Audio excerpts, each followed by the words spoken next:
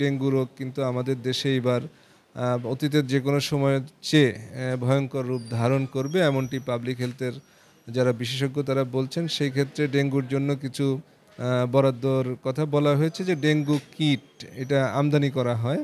এই কিটে বিশেষ ছাড়ের কথা বলা হয়েছে। এবার যে ৫৩তম প্রস্তাবিত বাজেট সংসদে উপস্থাপিত হয়েছে সে বিষয়ে আমরা এর আগেও কয়েকটি ইভেন্ট তুলে ধরে কথা বলেছি। এখন আমি যে বিষয়টি আলোকপাত করব সেটি হচ্ছে স্বাস্থ্য খাত।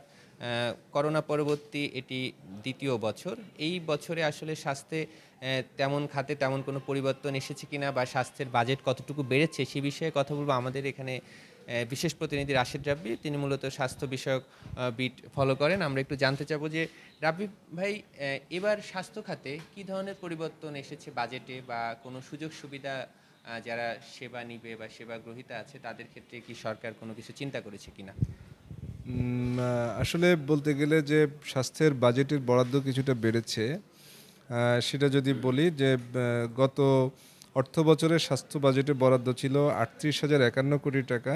এবার সেটি বেড়ে ৪১,৪০৭ কোটি টাকায় দাঁড়িয়েছে। অর্থাৎ ৩,৩৫৬ কোটি টাকা বাজেটের বরাদ্দ বাড়ানোর প্রস্তাবনা এসেছে। আমরা দেখতে হবে যে সংশোধিত বাজেটে এই আকারটি কি দাঁড়ায়। যদি এই বর্ধিত অংশটি থাকে সেটি একটি গুরুত্বপূর্ণ বিষয়। আর আপনি যেমনটি বলছিলেন করোনাকালীন যে আমাদের মহামারীর সময়টা পেরিয়েছে তার ২য় বছর এবং এই ক্ষেত্রে বাজেটে একটি বিষয় উল্লেখ করা হয়েছে যে দুর্যোগ প্রবণ যে সময়টা বা বিশেষ যে সময়টা ওই সময় কিন্তু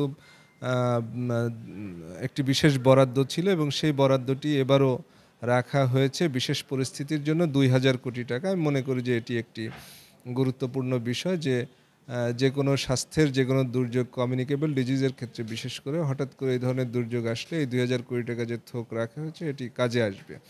এছাড়া বর্তমান প্রধানমন্ত্রী এবং আমাদের যারা স্বাস্থ্যের স্টেক হোল্ডাররা আছেন তারা বারবারই স্বাস্থ্যের গবেষণার বিষয়গুলোতে গুরুত্ব দিয়ে থাকেন।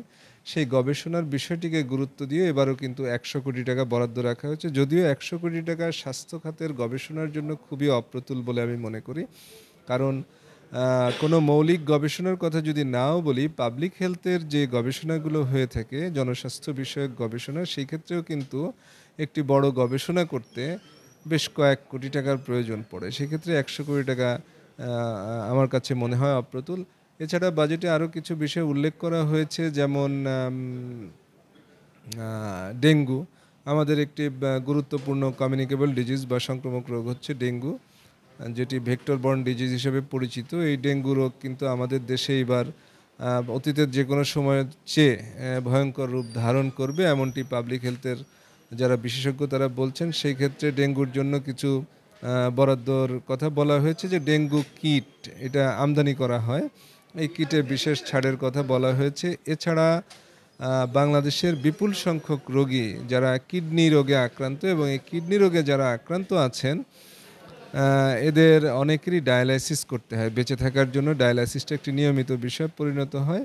তো ডায়ালাইসিস আমাদের দেশে অত্যন্ত ব্যয়বহুল। সরকারি হাসপাতালেও ডায়ালাইসিস করতে রোগীদের অনেক কষ্ট করতে হয় এবং আপনারা জানেন যে কিডনি হাসপাতালে যদি সকালে এর পরিবর্তে কেউ বিকালে ডায়ালাইসিস করতে চান তাকে ২১০০ টাকা পে করতে হয় এবং যাদের নিয়মিত ডায়ালাইসিস করতে হয় সপ্তাহে অন্তত ৩টি ডায়ালাইসিস করতে হয় তাদের জন্য কিন্তু ২১০০ টাকা করে দেওয়াটা বেশ কঠিন। একইভাবে প্রাইভেট হসপিটালে ডায়ালাইসিসের ফিস ৫,০০০ টাকা থেকে ৩০-৩৫,০০০ টাকা পর্যন্ত আছে হাসপাতাল ভেদে।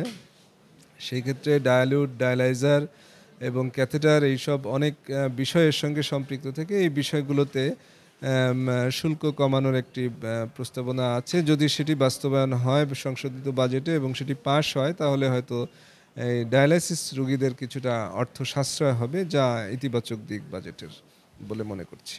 ধন্যবাদ রাশেদ রাব্বি।